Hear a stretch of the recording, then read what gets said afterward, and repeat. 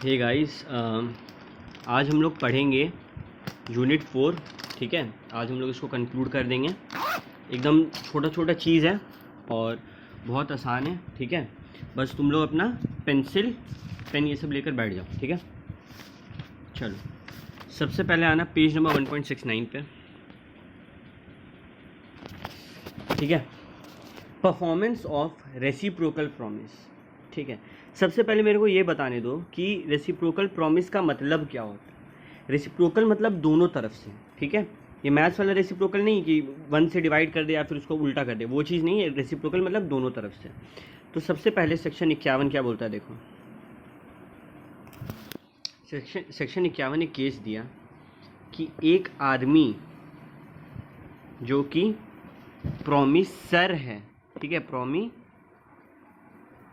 है, और दूसरा जो कि प्रॉमिसी है, तो जब तक प्रॉमिसी अपना काम कंप्लीट ना करे तब तक promisor is not bound to perform.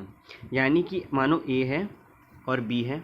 ठीक है, ए बोला कि तुम मेरे को अपना ज़मीन बेचेगा, बी बोला हाँ बेचेंगे, तुम मेरे को 1 लाख रुपया देगा। ठीक है, तो जब तक ए 1 लाख रुपया ना दे तब तक इसको अपना ज़मीन का कागजात देने का ज़रूरत नहीं है। ये एकदम कॉमन चीज़ है, हम लोग को पता था, इसको इंग्लिश में लिख दिया है। ठीक है, देखो, when a contract consists of reciprocal promises to be simultaneously performed, no promisor need to perform his promise unless the promisee is ready and willing to perform his reciprocal promise। ठीक है, इसको अंडरलाइन कर लो। ठीक है, ये answer हो गया। मानो कोई भी ऐसा क्वेश्चन आया, ठीक है, जिसमें तुम लोग देख रहे हैं कि एक पार्टी अपना हिस्सा का काम नहीं कर रहा है, तुम लोग सेक्शन 51 को कोट करते हुए लिख सकते हैं। ठीक है, आगे बढ़ते हैं। Order of performance of reciprocal promise, अब यहाँ ध्यान देना। ठीक है, देखो सवाल आया order of performance of reciprocal promise. 2 type का ऑर्डर होता है। ऑर्डर मतलब क्रोनोलॉजिकल ऑर्डर। किस ऑर्डर में, यानी कि मानो पहले कौन करेगा, यहाँ पे उस चीज़ का बात हो रहा है। बोले 2 सीन है भैया। पहला क्या, पहला है कि जो कॉन्ट्रैक्ट है उसमें एक्सप्रेसली लिख दिया गया है या बोल दिया गया है कि पहले कौन वो काम करेगा। ठीक है, और दूसरा है कि ऐसा कुछ एक्सप्रेस नहीं है, बल्कि नेचर ऑफ कॉन्ट्रैक्ट के बेसिस पे, नेचर ऑफ कॉन्ट्रैक्ट के बेसिस पे डिसीजन लेना है। ठीक है, एक्सप्रेस कब करेगा ये दिखाते तुम लोग को। मानो एक कॉन्ट्रैक्ट हुआ कि ए पहले सर्विस देगा फिर बी पेमेंट देगा। ये चीज़ कॉन्ट्रैक्ट में लिख दिया गया था, एक्सप्रेसली लिख दिया गया था, तो ये हो गया एक्सप्रेस। तो दूसरा नेचर ऑफ कॉन्ट्रैक्ट, जैसे कि तुम लोग मेरे से पढ़ेगा, ठीक है, हम तुम लोग को पढ़ाएंगे स्टूडेंट्स को, तो पहले तुम लोग पेमेंट करेगा फिर पढ़ाएंगे, इसके लिए कोई कॉन्ट्रैक्ट होने का ज़रूरत नहीं है। सिमिलरली जिम में हम लोग पहले पेमेंट करते हैं फिर हम लोग को जिम यूज़ करने मिलता है। तो समझ में, ऑर्डर ऑफ कॉन्ट्रैक्ट 2 टाइप का होता है। ठीक है, पहला कौन सा होता है, बोले पहला होता है expressly fixed by the contract, इसको अंडरलाइन कर लेना। They shall be performed in that order, जैसे फिक्स्ड है। और दूसरा नॉट एक्सप्रेसली फिक्स्ड, इसमें क्या करेंगे, इसमें it must be performed in the nature of the transaction required, जो ट्रांजैक्शन का नेचर है। फॉर एग्जांपल ट्यूशन पहले पेमेंट करना पड़ता है, स्कूल कॉलेजेस बच्चा जाना शुरू करता है उससे पहले एडमिशन फीस पेमेंट करना होता है, जिम, ये सब में नेचर हम लोग को पता है, ये इसका नेचर है। ठीक है, आगे बढ़ते हैं। Liability of party preventing event on which the contract is to take effect. यहाँ पे 2 एग्जाम्पल, हम पहले वो एग्जाम्पल्स डिस्कस करते हैं। ठीक है, पहला A and B contract that B shall execute some work for A for 1,000 rupees. B is ready and willing to execute the work accordingly, but A prevents him from doing so. The contract is voidable at the option of B, and if he elects to rescind it, he is entitled to recover from A compensation for any loss which he has incurred by its non-performance. इससे अच्छा example तुम लोग को देते हैं। मानो A बोला B को कि बी तुम्हारा घर जो है उसको हम रेनोवेट करेंगे, ठीक है। रेनोवेट यानी कि जहाँ जहाँ जो जो ख़राब है वो सब हम ठीक कर देंगे। बी बोला ठीक है। तो यहाँ पे ए क्या किया, ए गाड़ी में, ठीक है, ए जो है गाड़ी में सामान लोड कराया, आदमी लोग को लोड कराया और बी का घर चल गया। इसमें तेल का खर्चा लगा, ठीक है, आदमी लोग कुछ पेमेंट लिया, वर्कर पेमेंट, ये सामान वगैरह खरीदा, बहुत सारा खर्चा लगा। जैसे ये बी के पास गया, बी बोलता है कि हमको काम नहीं कराना है, हम तो बताएंगे ही नहीं कि कहाँ कहाँ रेनोवेशन करना है। समझ में आ रहा है? यहाँ पे ये तो अपना हिस्सा कंप्लीट किया, ये सारा खर्चा भी बियर किया। ये इसका घर पहुँचा और बोला कि हम तुम्हारा रेनोवेट करना चाहते हैं। बी बोला हम नहीं कराएंगे, प्रॉमिस करने के बाद। तो इस केस में क्या करना है? बोला इस केस में क्या करना है, कंप्लीटली लिखा हुआ है,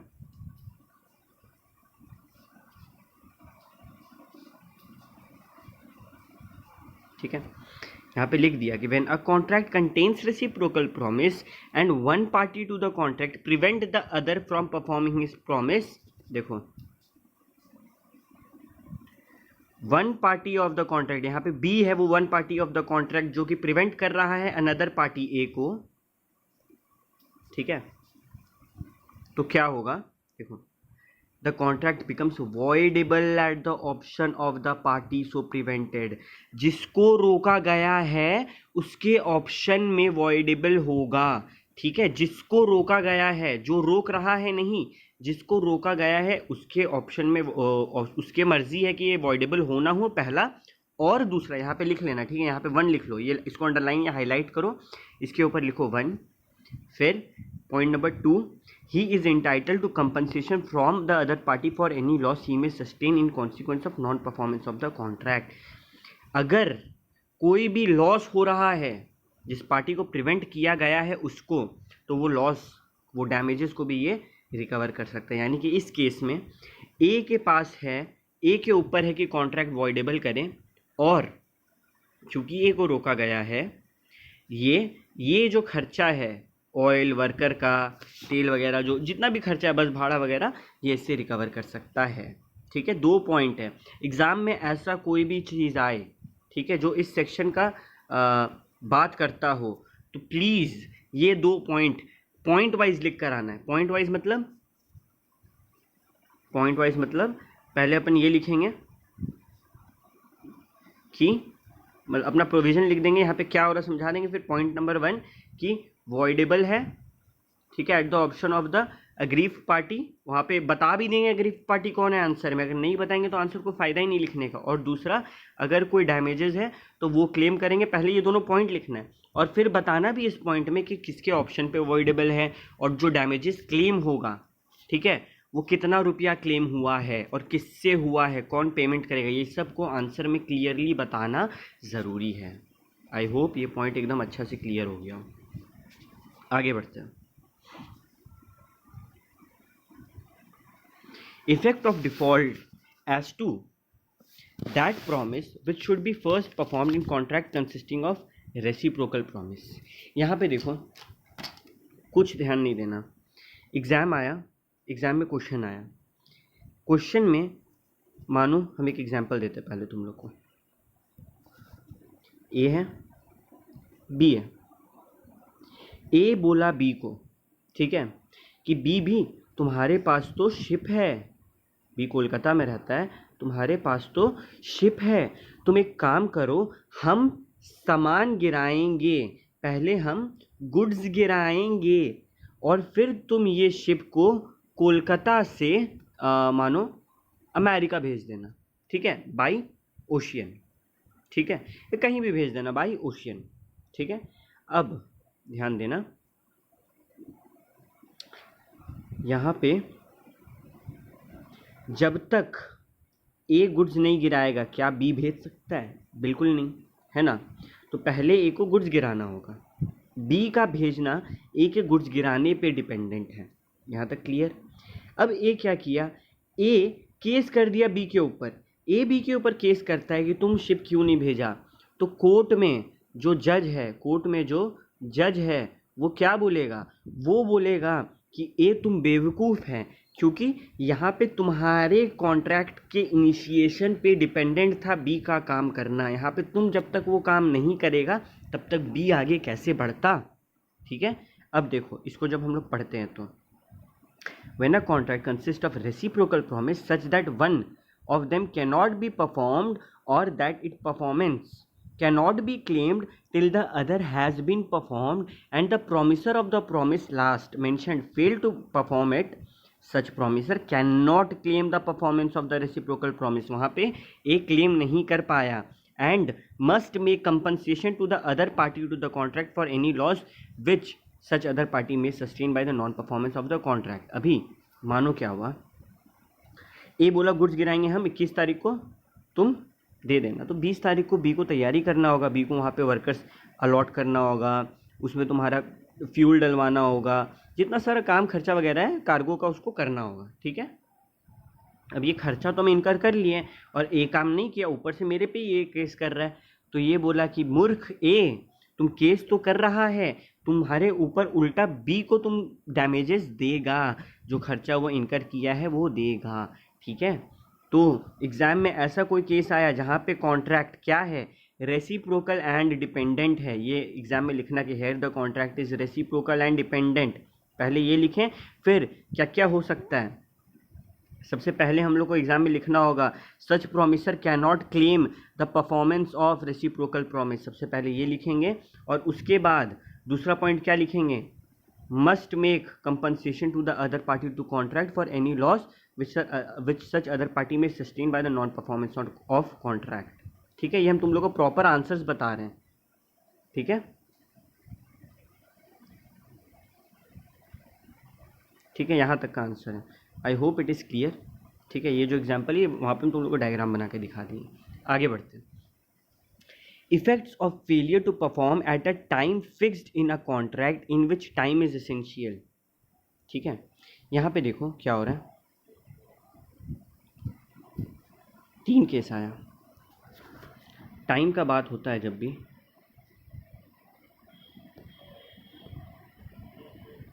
टाइम का बात होता है जब भी, तो 3 केस आया। पहला केस, दूसरा केस और तीसरा केस। अब ध्यान देना, पहला केस क्या बोलता है, ध्यान दो।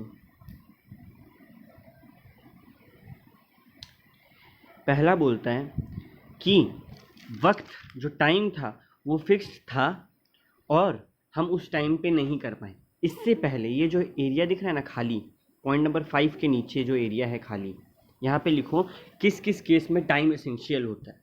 पहला लिखो share, comma gold, comma stocks, comma silver, comma land and etcetera. ठीक है, ये सब चीज़ में क्या है ना, वक्त बहुत ज़रूरी है।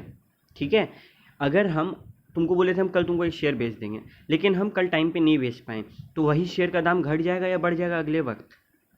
ठीक है, तो यहाँ पे क्या है, टाइम ज़रूरी है।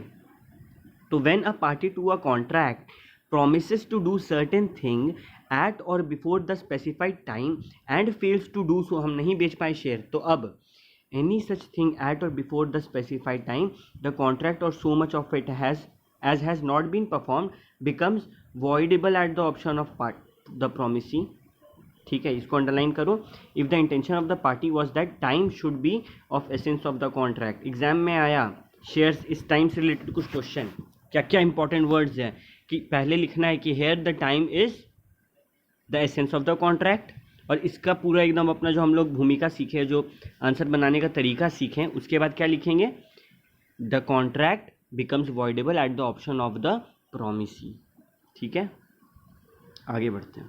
Effect of such failure when time is not essential, जब वक्त एसेंशियल नहीं है और तुम फेल कर रहा है कॉन्ट्रैक्ट परफॉर्म करने से। नेक्स्ट पेज में देखना, यहाँ पे क्लियरली इस चीज़ को दिया गया एनालिसिस में, रीड करो।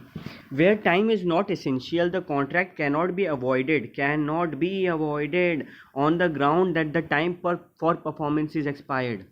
टाइम जो है वो ज़रूरी नहीं है। ठीक है, तो अब हम ये तो नहीं बोल सकते कि टाइम ऑफ परफॉर्मेंस एक्सपायर हुआ इसलिए परफॉर्म नहीं करेंगे। ठीक है।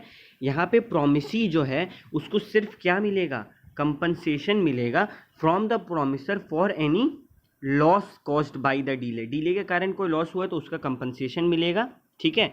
But it must be remembered कि जो परफॉर्मेंस है वो विद इन रीजनेबल टाइम में ही होना चाहिए, ठीक है। तो यहाँ पे तुम लोग चाहो तो इसको छोटा छोटा कट कर दो, लिख दो यहाँ पे नेक्स्ट पेज, ठीक है, नेक्स्ट पेज, और यहाँ पे तुम लोग पेज नंबर 1.71 और ये वाला पॉइंट पे तुम लोग दिखा दो, ठीक है। अब लास्ट वाला, effect of acceptance of performance at time other than agreed upon. यहाँ पे भी ध्यान देना, यहाँ पे क्या हो रहा है कि हम तुमसे बात किए कि तुम मेरे को परसों कोई सामान बेचेगा, बट तुम परसों नहीं बेचा, मेरा मतलब अब ये मेरे ऊपर है कि ये कॉन्ट्रैक्ट करवाना है कि नहीं। हम बोले कि ठीक है एक काम करो, तो मेरे को ये अगला हफ्ता दे देना। तो पहला हम मेरे पास वॉइडेबल था ये मेरे ऑप्शन पे कि हम इसको आगे परफॉर्म कराएं या नहीं, और हम बोले कि हाँ कराओ, ठीक है, पहला बात। दूसरा बात, अगर हम ऐसा कुछ बोल दिए हैं तो अगर हमको अब हम डैमेजेस क्लेम नहीं कर सकते, अगर हमको फिर भी डैमेजेस क्लेम करना है तो हमको नोटिस देना होगा to the promisor for the intention to do so. Clear है? क्या बोले हम कि अगर प्रोमिसर से गलती हुआ, वो टाइम पे परफॉर्म नहीं कर पाया, ठीक है, तो जो प्रोमिसी है वो बोले कि हाँ ठीक है बाद में परफॉर्म कर लेना, कोई और टाइम पे परफॉर्म कर देना, तो हम कंपनसेशन नहीं मांग सकते हैं unless he gives notice to the promisor for his intention to do so, ठीक है। ये बात समझना बहुत ज़रूरी है। एग्ज़ाम में कोई भी ऐसा क्वेश्चन आए तो हम क्या क्लियर लिख देंगे कि हम अगर कोई, मानो एग्जाम्पल देते तुम लोग को, ठीक है,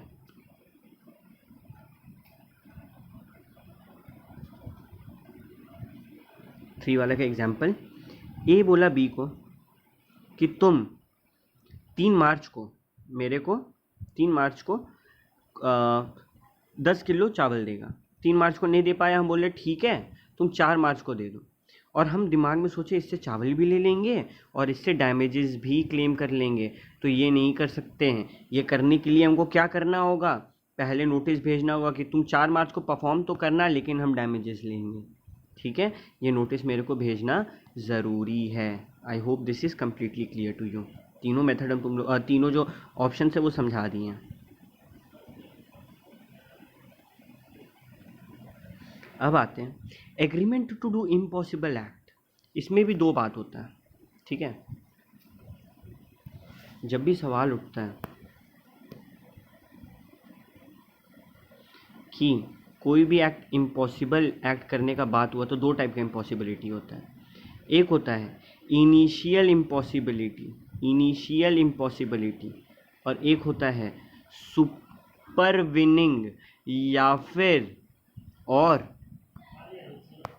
सुपरविनिंग या फिर subsequent impossibility. I hope this is clear, ठीक है। पहले सबसे पहले ये चीज़ ध्यान में रखना, 2 टाइप का इम्पॉसिबिलिटी होता है। कौन कौन सा?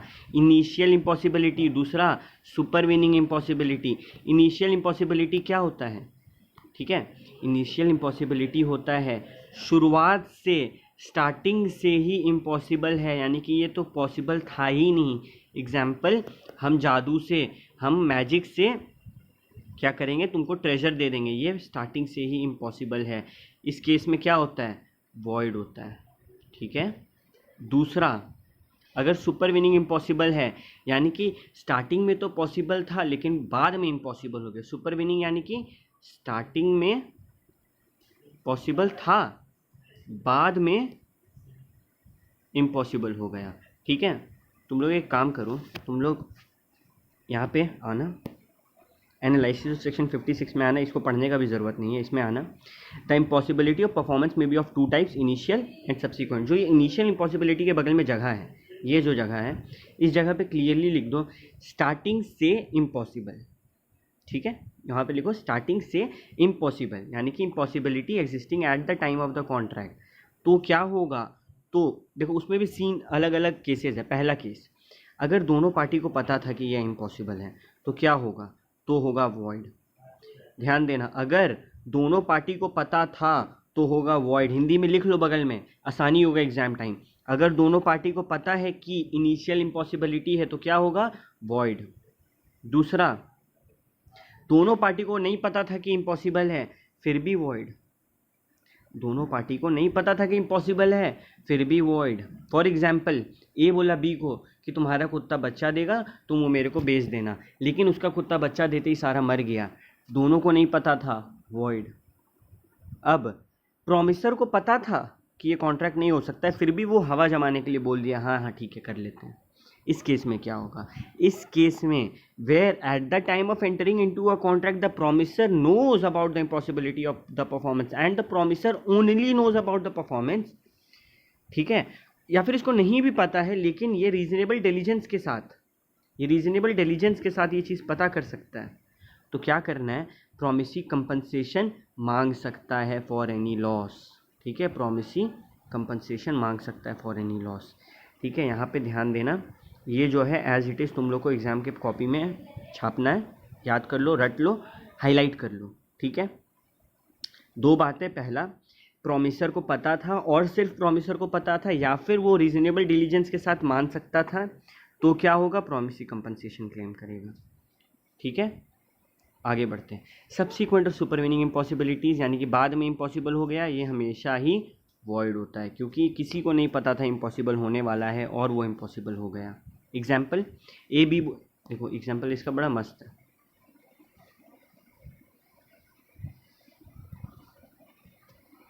ए बोला बी को, बी लड़की है, ठीक है, कि हम तुझसे शादी करेंगे। बी बोली ठीक है कर लेना, लेकिन जो ए है वो मैड हो गया शादी से 10 दिन पहले, सुपरवीनिंग इम्पॉसिबिलिटी है, वॉइड हो जाएगा, ठीक है। आगे बढ़ते हैं। Reciprocal promise to do certain things that are legal and also some other things are that are illegal. दो बात हुआ यहाँ पे एकदम सिंपली समझो। रेसिप्रोकल प्रॉमिस में ए बोला बी को कि हम तुमको घर बेचेंगे और 5 लाख रुपया देंगे, और बोला बी को, देखो इसको हम डायग्राम बना के दिखाते हैं, ठीक है। ए बोला बी को कि हम तुमको अपना घर बेचेंगे और तुम हमको 5 लाख रुपीस देगा, ठीक है। बी बोला ठीक है हम तुमको 5 लाख रुपया देंगे। ए बोला कि अगर तुम इस घर में गैम्बलिंग करेगा तो तुमको 10 लाख रुपया देना होगा, तुमको 10 लाख रुपया देना होगा। तो यहाँ पर जो पहला कॉन्ट्रैक्ट है घर बेचने वाला वो ओके है, और जो दूसरा कॉन्ट्रैक्ट है गैम्बलिंग वाला वो नॉट ओके है, यानी कि पहला कॉन्ट्रैक्ट वैलिड है, दूसरा कॉन्ट्रैक्ट वॉइड है, ठीक है, अनलॉफुल है। क्लियर हुआ। दूसरा अल्टरनेटिव प्रॉमिस, तुमको चॉइस दी है, ए को बोले हम, ए बी को बोला कि हम तुमको लाख रुपया देंगे, तुम या तो मेरे को चावल दो या फिर स्मगल्ड ओपीएम दो। जिनको नहीं पता स्मगल्ड ओपीएम क्या होता है, एक टाइप का ड्रग्स होता है, ठीक है, तो बोला कि स्मगल्ड ओपीएम दो। अब लॉ क्या बोलेगा, भैया राइस वाला तक तो ठीक था, चावल दे रहा वो तो ठीक है, स्मगल्ड ओपीएम नहीं, हम नहीं मानेंगे, ये क्या है, ये वॉइड है, ये क्या है, अगर राइस दे रहा है तो वैलिड है, और अगर ओपीएम दे रहा है तो वॉइड। वॉइड क्या, कॉन्ट्रैक्ट या एग्रीमेंट, भैया ये तो एग्रीमेंट है क्योंकि ये अनलॉफुल था, तो वॉइड एग्रीमेंट है। I hope this is clear to you, ठीक है। अब हम लोग इस यूनिट के लास्ट हिस्सा में जाते हैं, ठीक है। Contracts which need not to be performed with the consent of both the parties, यानी कि यहाँ पे लिख दो, यहाँ पे ना क्लियरली लिख दो, म्यूचुअल एग्रीमेंट, आपसी सहमति से ये कॉन्ट्रैक्ट हम लोग परफॉर्म नहीं करेंगे, ठीक है। सबसे पहले जो 3 हिस्सा का बात हुआ सेक्शन 62 में, हम उनके बारे में बात करते हैं। वेरी वेरी इंपॉर्टेंट है ये तीनों, ठीक है, एग्जाम में बहुत बार आता है, ठीक है। तो क्या क्या है, पहला नोवेशन, नोवेशन, इसमें क्या होता है, ये जो हम लिख रहे हैं तुम लोग का नोवेशन के बगल में जहाँ जगह वहाँ लिखना। पहला मेजर चेंज, इसको लिखना है, ठीक है, बुक में ही, मेजर चेंज। दूसरा पुराना कॉन्ट्रैक्ट जो है उसको फाड़ देता है, उसको कैंसिल कर देता है और एक नया कॉन्ट्रैक्ट बनाता है, ठीक है, एक नया कॉन्ट्रैक्ट बनाता है। अब आते यहाँ पे, तुम लोग लिख लिया होगा, अब इसको पढ़ो। The parties to a contract may substitute a new contract for the old one, substitute a new contract for the old one. If they do so, it will be case of novation. Novation में the old contract is discharged and consequently it need not to be performed. क्या पुराना contract अब perform करना है? नहीं, अब तो नया कॉन्ट्रैक्ट परफॉर्म करना है। सेम पार्टीज या फिर डिफरेंट पार्टीज के बीच में, सेम कंडीशन के साथ या फिर डिफरेंट कंडीशन के साथ। ये नोवेशन कब होता है? नोवेशन होता है भैया या तो जब पार्टीज बदले या तो जब टर्म्स ऑफ कंडीशंस बदल जाए। ठीक है, अब ध्यान दो, म्यूचुअल एग्रीमेंट से ही होता है नोवेशन। ठीक है, आते हैं अब रेसिशन। रेसिशन में क्या होता है भैया? दूसरा रेसिशन। रेसिशन मतलब ओल्ड कॉन्ट्रैक्ट कैंसिल और न्यू कॉन्ट्रैक्ट भी नहीं बनेगा। अब हम लोग दोनों के बीच में कोई रिश्ता नहीं है। ओल्ड भी कैंसिल, न्यू भी कैंसिल, मतलब पुराना वाला हटाओ, तुमसे हमको रिश्ता ही नहीं रखना, कॉन्ट्रैक्ट ही नहीं करना है।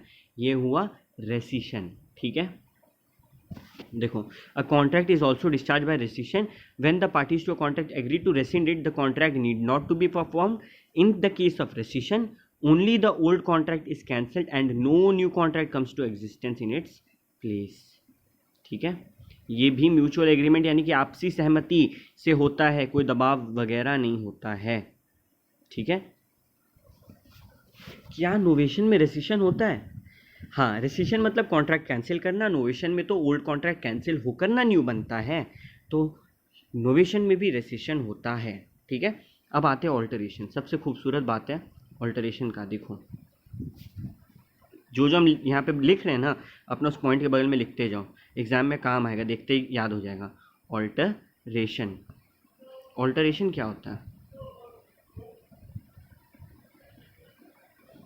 ऑल्टरेशन मतलब टर्म्स ऑफ कॉन्ट्रैक्ट, तुम लोग पूरा लिखना, टर्म्स ऑफ कॉन्ट्रैक्ट चेंज होता है, और ये जो चेंज होता है ये माइनर चेंज होता है। टर्म्स ऑफ कॉन्ट्रैक्ट चेंज होता है, ये माइनर होता है। यानी कि जो नोवेशन है उसमें मेजर चेंज हो रहा है, पुराना वाला हट रहा है, नया वाला आ रहा है। इसमें खाली ऑल्टरेशन होगा, यानी कि जो टर्म्स जो है थोड़ा बहुत चेंजेस होगा और माइनर चेंजेस होगा। इसमें पार्टी कभी भी चेंज नहीं होगा, क्योंकि पार्टी चेंज होना तो बड़ा बात है, मेजर बात है, माइनर बात नहीं है। I hope this is clear to you. ठीक है, लिख लो वहाँ पे, alteration as in the case of novation and rescission, so also in case where the parties to a contract agree to alter it, यानी कि चेंज करना, the original contract is rescinded with the result that it need not be performed. In other words, a contract is also discharged by alteration. The terms of contract may be so altered by mutual agreement that the alteration may have only effect of substituting a new contract from the old one. In other words, देखो, novation और alteration के बीच में ना बड़ा छोटा सा difference है। ठीक है,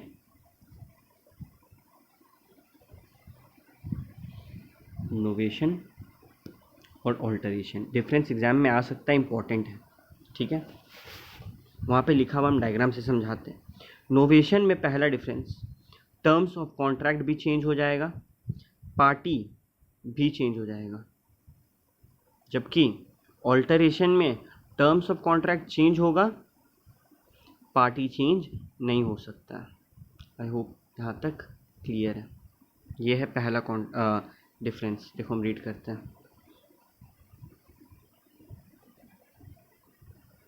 ठीक है, in case of novation there is altogether substitution of a new contract in the place of old, but in case of alteration it is not essential to substitute a new contract in place of the old one. In alteration there may be change in some of the terms and conditions of the contract. ठीक है, और दूसरा यहीं पे देखो, novation means substitution of an existing contract with a new one. ठीक है, novation may be made by changing in the terms of the contract, or there may be a change in the contracting parties, but in case of alteration the terms of the contract may be altered by mutual agreement by the contracting parties, but the parties of the contract will remain the same. ठीक है, तो जो difference था clear हो गया अपना। 2 marks का आएगा, ऐसे 2 मार्क्स हम लोग को लाना है। ध्यान रहे, जो डिफरेंस है वो इम्पोर्टेंट है, इसको अपन ऐसे मार्क कर लेते हैं, स्टार। ठीक है, स्टार मार्क कर लो। और कौन कौन सा हिस्सा स्टार मार्क करना है? ये जो रेसिशन, ये तीनों टॉपिक स्टार मार्क है। ठीक है, यहाँ पे ये तीनों टॉपिक स्टार मार्क है। उसके बाद अप्रोप्रिएशन ऑफ प्रॉफिट पेमेंट भी ज़रूरी है बहुत ज़्यादा, इसको भी स्टार मार्क कर लो, ठीक है। यहाँ पे इम्पॉसिबिलिटी वाला को स्टार मार्क कर लो जो सेक्शन 56 है। यहाँ पे टाइम वाला को स्टार मार्क कर लो, section number 55। Point number 3 section number 53 जो है उसको मार्क कर लो star mark. Time and place of performance, ये सबको स्टार मार्क करो, बहुत ज़रूरी ये हिस्सा, ठीक है। यहाँ से क्वेश्चंस आते ही आते हैं, तो please don't avoid this part of the chapter.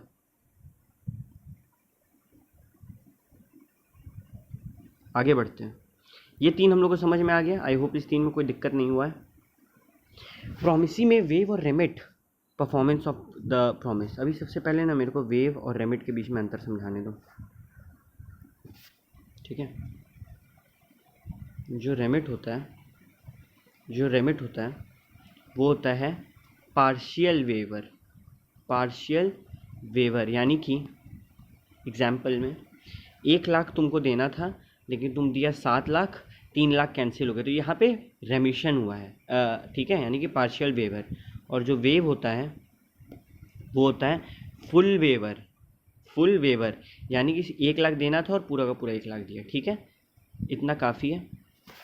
तो अगर म्यूचुअल एग्रीमेंट है, हम बोले कि हाँ ठीक है यार, ये तुमको 1 लाख 10 लाख देना था, सॉरी एक सेकंड,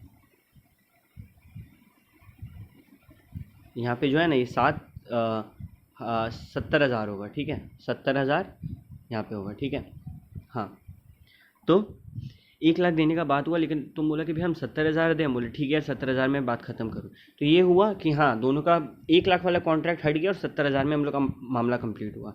ये हुआ रेमिट। और वेव मतलब तुम्हारा पूरा का पूरा 1 लाख हम मना कर दिए कि पूरा का पूरा 1 लाख देने का ज़रूरत नहीं है, तो ये हो गया रेमिट, ठीक है। अब restoration of benefit under avoidable contract, ठीक है, इसका सबसे अच्छा एग्जाम्पल है इंश्योरेंस कंपनीज। इंश्योरेंस कंपनी का क्या फंडा है? इंश्योरेंस कंपनी का फंडा है कि ये क्या करता है, ये आदमियों से हर एनुअली या फिर मंथली तुम्हारा प्रीमियम लेता है, ठीक है, यानी कि थोड़ा थोड़ा पैसा लेता है, और जब इसका जान चल जाए तब पेमेंट करेगा, या फिर इसको बीमारी है तब पेमेंट करेगा, अगर कोई सामान का किए वो सामान टूट गया तब पेमेंट करेगा, ठीक है। अब इंश्योरेंस कंपनी का ना एक रिक्वायरमेंट होता है, क्या रिक्वायरमेंट होता है हम लोग पढ़ें कि तुम अपना कोई भी अगर हेल्थ का ख़राब कंडीशन है तो वो बताएगा, वो डिस्क्लोज करेगा। मानो ये डिस्क्लोज नहीं किया, इस बेसिस पे ये बोल रहा है कॉन्ट्रैक्ट। अब ये क्या है, ये दुखी आदमी है, क्यों? क्योंकि हमको बताया ही नहीं कि तुम्हारा तबीयत ख़राब रहता है, हम कॉन्ट्रैक्ट तुम्हारे साथ नहीं करेंगे, तो ये कॉन्ट्रैक्ट वॉइडेबल था, और ये क्या किया, ये रेसेंड कर दिया, कॉन्ट्रैक्ट कैंसिल कर दिया। तो इस केस में मानो हम तो अब ये कुछ प्रीमियम दे के रखा होगा, तो क्या बोलता है जो भी प्रीमियम, लॉ बोलता है जो भी प्रीमियम तुमको मिला है वो तुम वापस करेगा, ठीक है। Who is empowered to do so? If he has received any benefit under the contract, he must restore such benefit to the person from which he has received it. Voidable है तो ठीक है, कैंसिल हो रहा है तो हो रहा है, लेकिन अगर कोई फ़ायदा लिया है तो वापस करो। आई होप यहाँ तक क्लियर है। आगे, obligation of person who has received advantage under void. अगर वॉइड के अंदर में तुमको कुछ एडवांटेज मिला है, ठीक है, तो वो भी पेमेंट तुमको वापस करना होगा। इसका एग्जाम्पल देखो, बड़ा मस्त एग्जाम्पल दिया हुआ बुक में। ए बोला बी को कि मेरी जो बेटी है सी से तुम शादी करेगा, तुमको हम लाख रुपया दे दे रहे हैं। वो बी बोला ठीक है 10 दिन बाद कर लेंगे। 10 दिन के अंदर सी नहीं रही इस दुनिया में, क्या ये लाख रुपया इसके जेब में रहेगा? नहीं, ये लाख रुपया इसको वापस करना होगा। यानी कि वॉइड कॉन्ट्रैक्ट में अगर कोई बेनिफिट हो रहा है तो वो भी वापस करना ज़रूरी है, ठीक है। यानी कि the advantage must be restored और compensation sufficient to the position to कॉन्ट, यानी कि या तो एडवांटेज जो था वो पैसा वापस करो या फिर कोई कंपनसेशन दे दो, ठीक है। यहाँ पे केस है कि एक प्लेंटिफ, एक आदमी था, वो गोडाउन हायर किया, ठीक है। यहाँ पे देखो डायग्राम बना के दिखाते, समझ में आएगा, फिर उसको तुम लोग अपने रीड करेगा तो समझ में आ जाएगा।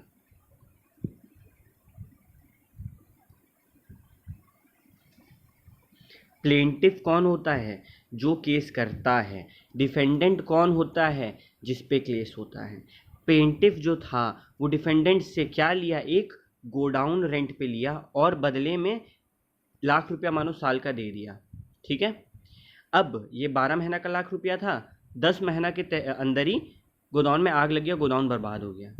तो अब ये बोला कि अब तो गोदाउन काम का है नहीं, तो तुम 10 महीना का पेमेंट काटो और बाकी जो 2 महीना है उसका हमको पैसा वापस करो। क्या इसका बात सही है? बिल्कुल इसका बात सही है। यही तो हम लोग सेक्शन 65 में पढ़े हैं कि अगर वॉइड कॉन्ट्रैक्ट, ये तो सब्सिक्वेंट सुपरवेनिंग इम्पॉसिबिलिटी है, तो इस केस में वॉइड हो गया।